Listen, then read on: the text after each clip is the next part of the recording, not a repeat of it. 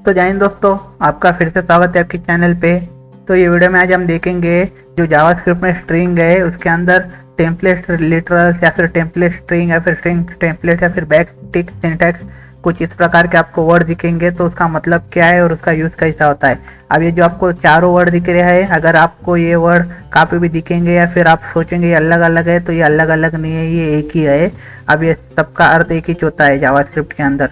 अब उसका मतलब क्या, उसका यूज़ कैसा होता है। अब हम क्या करेंगे, ये स्ट्रिंग टेम्पलेट को पकड़ के चलेंगे। अब हम सिर्फ ये बोलते जाएंगे, अब यहाँ पे सबका मतलब सेम ही है, वो कुछ नहीं है।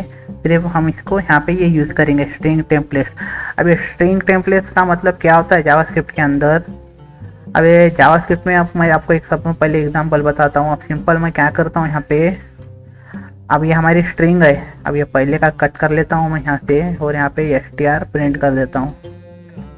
तो इसे सेव करता हूँ तो हमारा कुछ इस प्रकार का आउटपुट आ रहा है। अब मुझे क्या करना है, मेरी ये स्ट्रिंग है, अब मैंने स्ट्रिंग डबल कोटेशन के अंदर लिया। अब आपको पता है हम स्ट्रिंग डबल कोटेशन या फिर सिंगल कोटेशन के अंदर ले सकते हैं। अब मुझे ये स्ट्रिंग के अंदर सिंगल कोटेशन यूज़ करना है, तो मैं सिंपल तरीके से यूज़ कर सकता हूँ। जैसे कि यहाँ पे आऊँगा, यहाँ लूँगा और यूँ कुछ इस प्रकार सिंगल कोटेशन मैंने यहाँ पे यूज़ कर लिया और हमारे आउटपुट में भी आ गया। अगर मुझे डबल कोटेशन स्ट्रिंग के अंदर यूज़ करना है तो मैं क्या करूँगा, सिंपल यहाँ पे सिंगल कोटेशन लगाऊंगा और अंदर क्या करूँगा, डबल कोटेशन लगाऊंगा।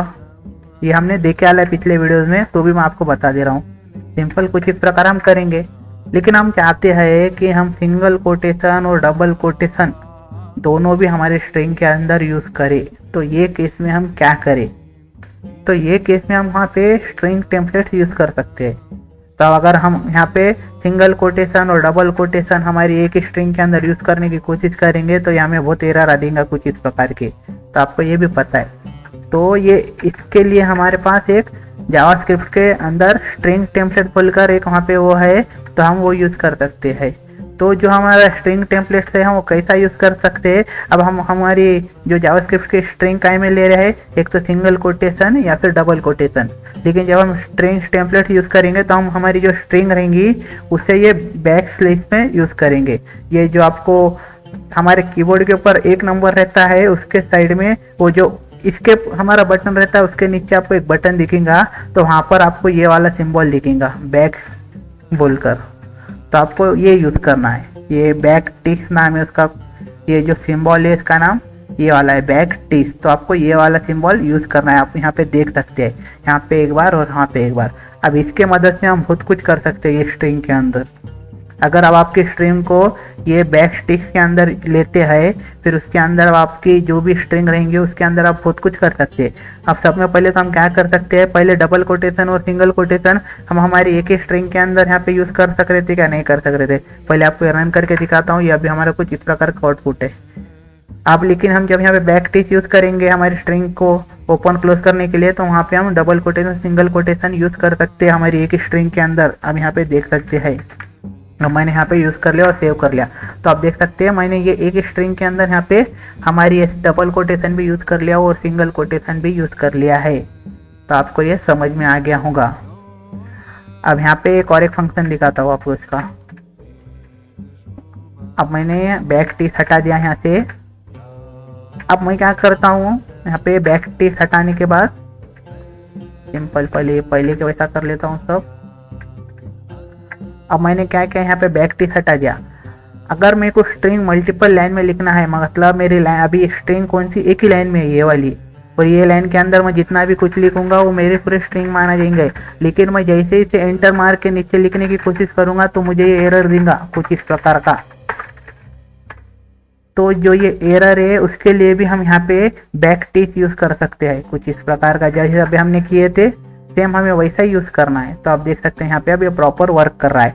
पहले हम स्ट्रिंग को सिर्फ एक लाइन में लिख सकते थे सिंगल कोटेशन या डबल कोटेशन के साथ, लेकिन हम यहाँ पे बैक टिक्स यूज़ कर रहे हैं तो हम हमारी जो स्ट्रिंग रहती है उसे मल्टीपल लाइन में भी लिख सकते हैं कुछ इस प्रकार। अब आपको ये समझ में आ गया। आप देख सकते हैं ये रन भी हो रहा है।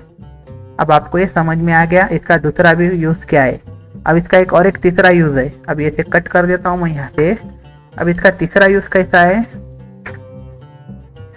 हम दूसरे वेरिएबल को हमारे स्ट्रिंग के अंदर यूज़ कर सकते हैं या फिर वहाँ पे कैलकुलेशन कर सकते हैं। अब ये आपको पता नहीं होगा, मेरे को मालूम है 90% लोगों को ये पता नहीं होगा, लेकिन मैं आपको बता दे रहा हूँ ये। तो हम क्या करते हैं, बैक टिक्स की मदद से हम वहाँ पे दूसरे वेरिएबल को हमारी स्ट्रिंग के अंदर यूज करके उसका कैलकुलेशन कर सकते हैं। तो कैसा कर सकते हैं, सिंपल अभी मैं से सिंगल कोटेशन में लेता हूँ और आपको दिखाता हूँ। अगर हम ऐसा लेंगे, ये पहले यहाँ से हटा दो, अगर हम ये सिंगल हमारी स्ट्रिंग है कुछ इस प्रकार की, अगर मैं यहाँ पे दूसरा वेरिएबल बनाता कुछ इस प्रकार का a=10 और b लेट b=20, और ये वेरिएबल का अगर मैं स्ट्रिंग में यूज करने की कोशिश करूंगा तो ये होगा क्या नहीं होगा, और ये जितना भी हम इसके अंदर लिखेंगे यहाँ इसे वहाँ पे वो स्ट्रिंग काउंट करेंगे या फिर स्ट्रिंग समझेगा। लेकिन हम चाहते कि ये स्ट्रिंग के अंदर हमारे दोनों की कैलकुलेशन हो और यहाँ पे हमें आउटपुट दिखे, तो वो केस में भी हम वहाँ पे बैक टिक यूज कर सकते हैं। अब वो बैक टिक के साथ हमें ये भी यूज करना पड़ेगा वहाँ पे सॉरी, हमें यहाँ पे जो डॉलर का सिंबल रहता है वो यूज करना पड़ेगा, और हमारा जो करली ओपन क्लोज रहता है वो यूज करना पड़ेगा। उसके अंदर हमारा को जो भी ये वेरिएबल रहेंगे हमारे वो डालना पड़ेगा कुछ इस प्रकार। अब मैं यहाँ पे सिंगल कोटेशन के अंदर ये यूज करने की कोशिश कर रहा हूँ और यहाँ पे इसे सेव करके रन कर रहा हूँ, तो आप देख सकते हैं यहाँ पे जैसा का वैसा आउटपुट आ रहा है। लेकिन मैं ये इसे जैसे ही यहाँ पे बैक टिक के अंदर लूंगा हमारे स्ट्रिंग को, तो यहाँ पे क्या आएगा देखिए आप, अरे क्या हो रहा है ये, हाँ ये देखिए ये अब यहाँ पे वेरिएबल काउंट हो रहा है, और मैं इसे सेव करूंगा तो यहाँ पे क्या आएगा, ये नहीं आएगा, उसके जो भी आउटपुट रहेगा इसके अंदर का जो भी आउटपुट रहेगा वो यहाँ पे प्रिंट होंगे। आप देख सकते हैं पहले ऐसा आ रहा था क्या, नहीं। तो बैक टिक की मदद से हम वो भी यूज कर सकते हैं, हमारे स्ट्रिंग के अंदर दूसरे वेरिएबल को भी वहाँ पे ला सकते हैं, या फिर कौन सी कैलकुलेशन करना है वो भी कर सकते हैं। अब ये तो होगा वेरिएबल, अगर मैं यहाँ पे 5+5+ ऐसा कुछ तो भी प्लस प्लस करते जाऊंगा, उसे सेव करूंगा तो इसका आउटपुट प्रिंट होगा यहाँ पे, ना कि ये। तो आपको ये बात ध्यान में रखना, अगर आपको कैलकुलेशन या फिर वेरिएबल यूज करना है आपके स्ट्रिंग के अंदर, तो आपको वहाँ पे बैक टिक यूज करना है, और बैक टिक के साथ आपको सिंपल यहाँ पे ये जो हमारा कौन सा सिंबल है, डॉलर का सिंबल, और यहाँ पे करली ब्रैकेट ओपन क्लोज यूज करना है। तो इसके इतने यूज थे, तो कुछ इस प्रकार का यूज था ये बैक टिक का। ये टेम्पलेट लिटरल बोलो, टेम्पलेट स्ट्रिंग बोलो, स्ट्रिंग टेम्पलेट बोलो, बैक टिक बोलो, कुछ भी बोलो, तो कुछ इस प्रकार हम यहाँ पे बैक टिक यूज कर सकते हैं जावास्क्रिप्ट के अंदर।